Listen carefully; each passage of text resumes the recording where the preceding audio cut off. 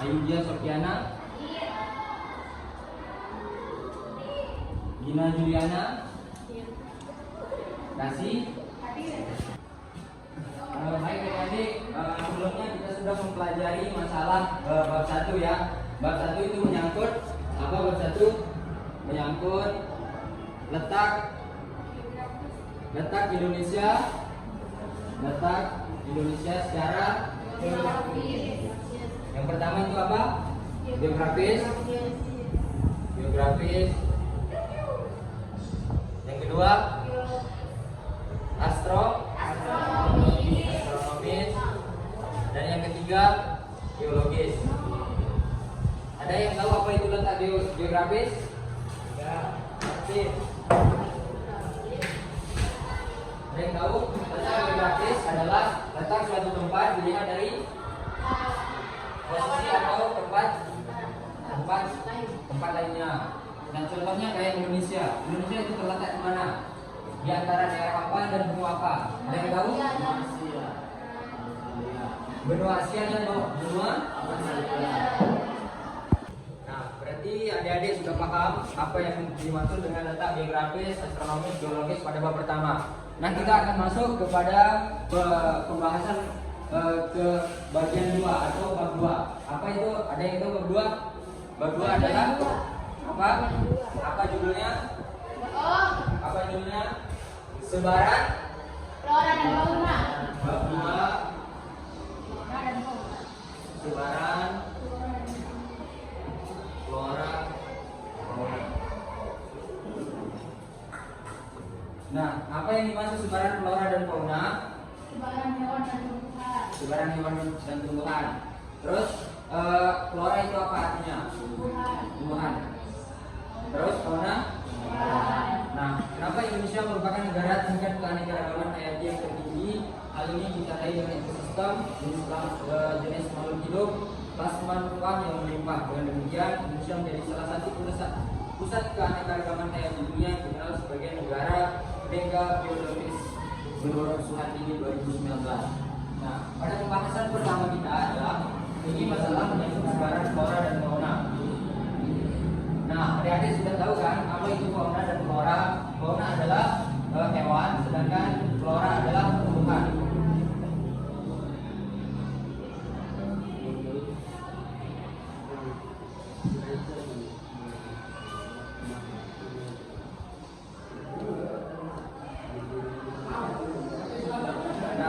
Sebelumnya adik-adik sudah tahu apa itu flora dan fauna. Nah, selanjutnya itu adalah masalah faktor-faktor yang mempengaruhi sebaran flora dan fauna. Pernah adik-adik berpikir kenapa flora dan fauna di Indonesia bagian tengah, Indonesia bagian timur, Indonesia bagian barat itu berbeda? Apa yang faktor-faktor yang mempengaruhinya? Faktor apa? Ini Indonesia. Indonesia itu dibagi menjadi 3 kan faktor persebarannya. Ada flora bagian barat, flora fauna bagian barat, bagian tengah dan timur. Nah, pada faktor-faktor yang mempengaruhi sebaran flora dan fauna di Indonesia itu ada beberapa faktor yang mempengaruhi kenapa di Indonesia bagian barat itu memiliki ciri khas, bagian tengah di Indonesia itu memiliki ciri khas, bagian timur itu memiliki ciri khas. Karena yang pertama itu ada faktor iklim. Ada yang itu iklim? Apa itu iklim? Iklim adalah cuaca, adalah suhu dan fenomena alam atau gejala meteorologi dan klimatologi. Ada yang tahu apa nama garis pembatas antara wilayah barat, wilayah tengah dan wilayah timur? Khatulistiwa. Siapa lagi? Ada yang tahu? Garis bintang. Terus ada yang tahu? Marpi? Muslombur. Terus Sabri. Yang membedakan kawasan flora fauna bagian barat, tengah dan timur itu apa? Pembatas garisnya. Garis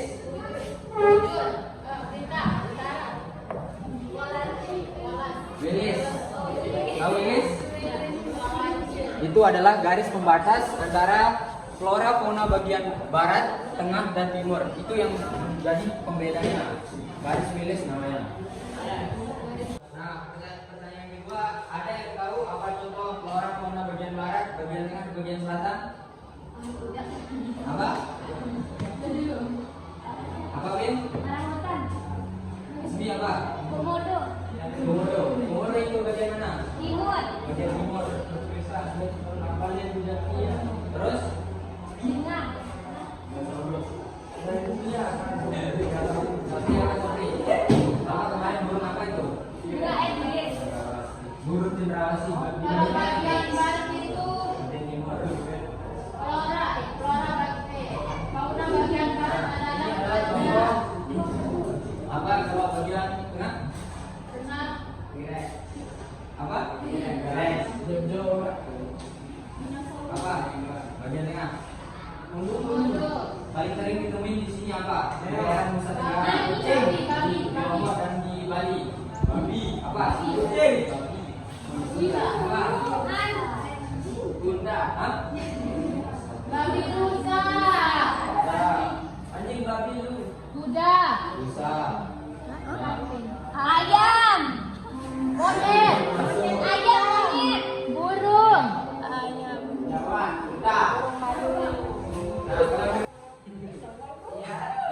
Apakah dari materi yang kakak sampaikan ini ada yang belum paham?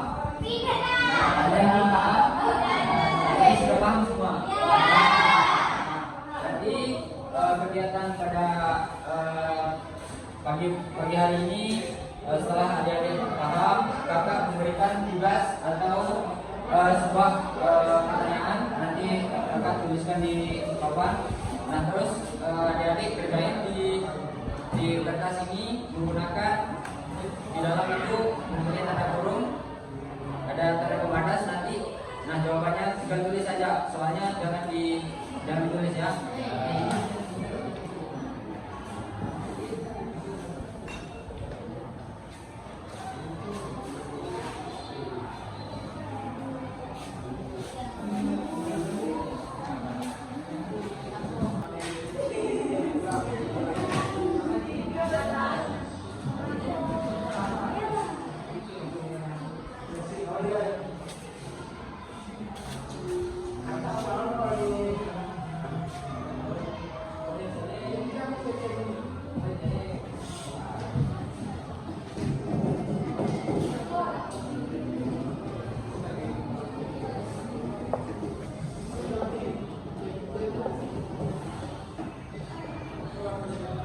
Bagian barat.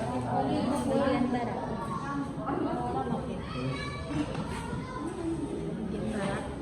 Titik dua.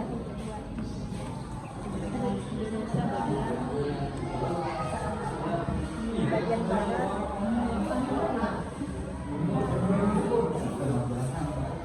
Kak, boleh kalau kita Sudah selesai semua? Sudah? Oke. Tolong dikumpulkan ya di depan.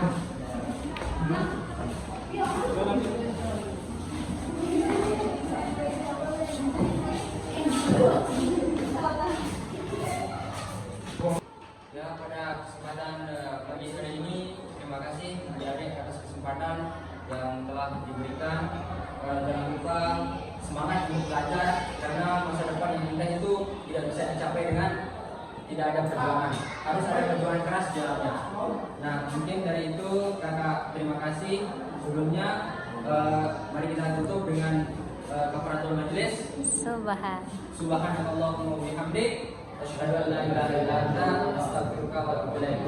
Sekian dari kakak, kurang lebihnya mohon maaf. Assalamualaikum warahmatullahi wabarakatuh.